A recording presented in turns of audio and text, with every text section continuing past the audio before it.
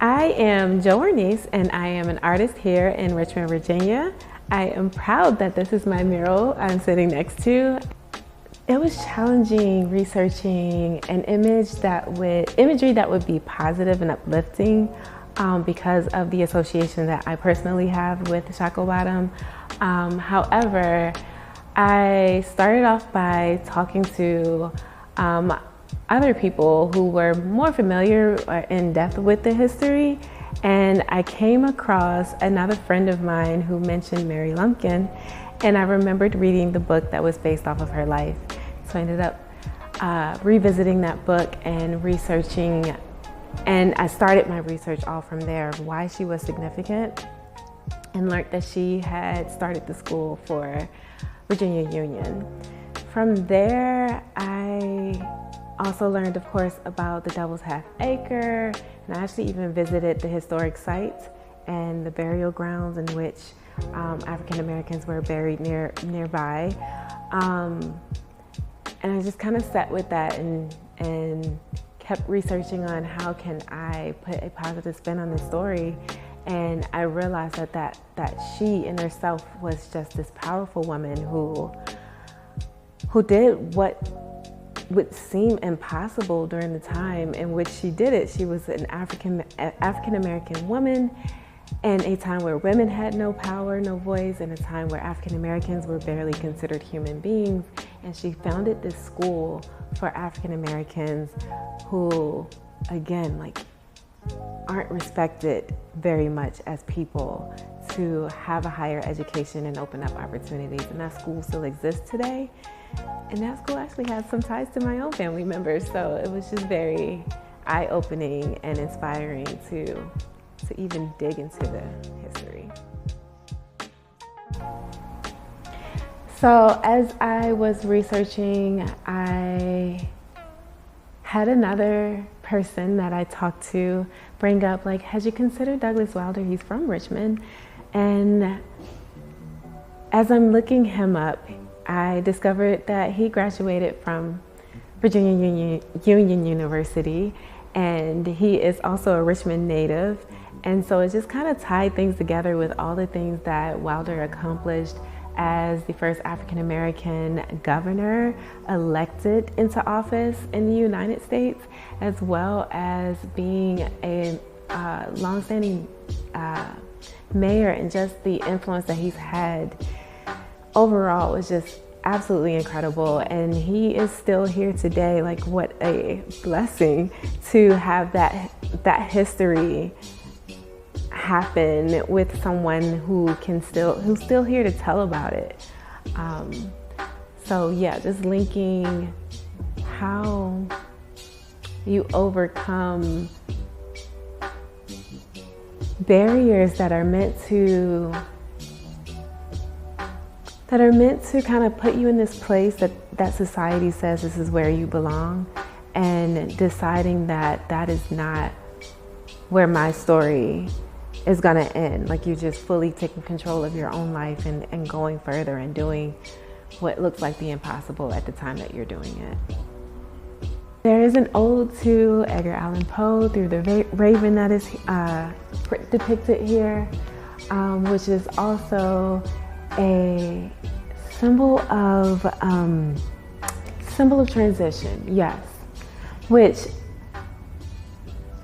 a symbol of transition I felt like was just so apropos for this, because Mary Lumpkin took a place that was called the Devil's Half Acre because of the reputation it built for what happens to Black people on that property, and completely 180, this is now a place of hope. This is a place where you can start a better life. That was a place where L. Douglas Wilder attended as a Black man who was probably not expected to do much more than work a regular 9-to-5 job, and became the first African-American governor.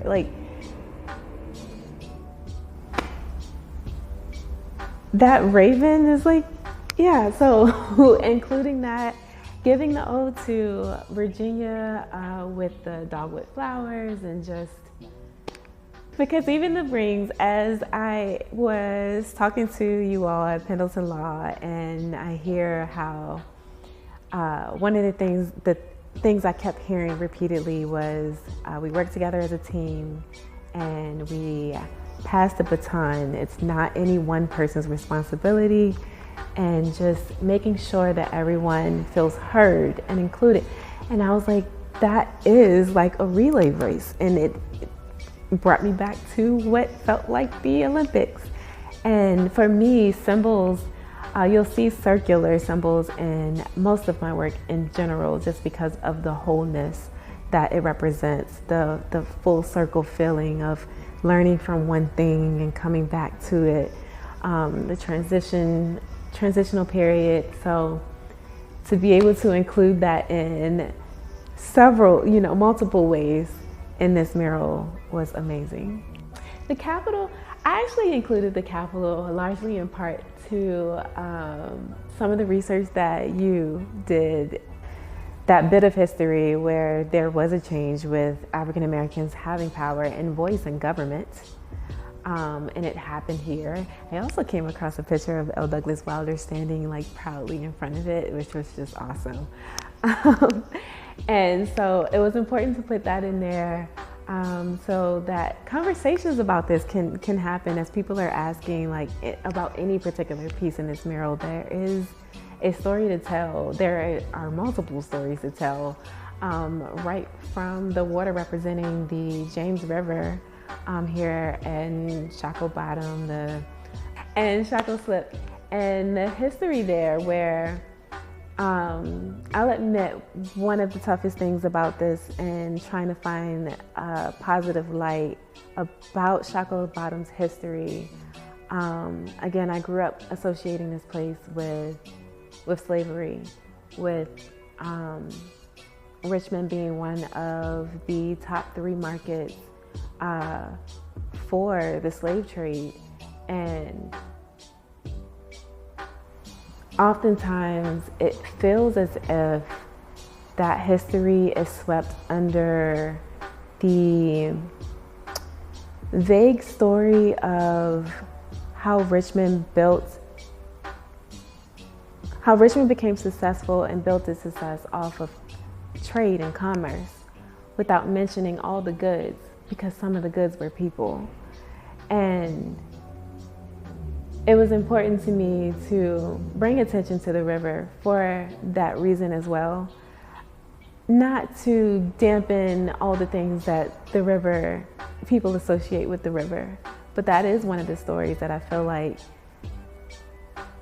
is hushed a lot.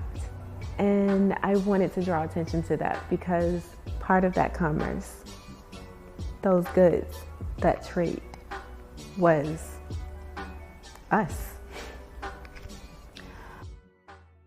With my work, I feel like most of my work, even personally, deals with heavy topics.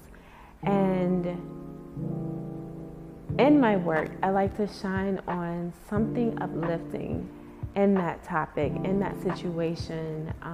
I deal with, I approach mental health in a lot of my personal works. And I don't want to show the sad part, the depressing part, because that's not the feeling that I want someone to leave with when they see my artwork. I want them to recognize that this probably came from a place that was hard, but to highlight the uplifting side of it, because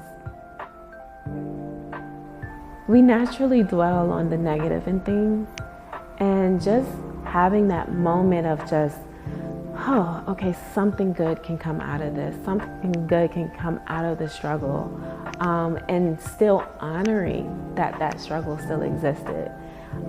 Even with this piece, that's why, partially due to the part that we don't have any known existing pictures of Mary Lumpkin, but the way that she is positioned is as if she's looking out into the future, because despite the hardships that she had, and I can only imagine how hard it was to garner any respect in that time period as a Black woman. Despite those hardships, she pulled off an incredible feat for even a white male to do in that time period. So I like to highlight that feeling of, and give people that, so that people can leave with that feeling that even when things feel impossible, there may be something worth still trying, still going after, still not giving up because it feels like this can't happen.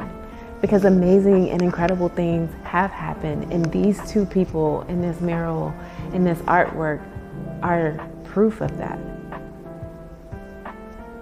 They are literally the epitome of that.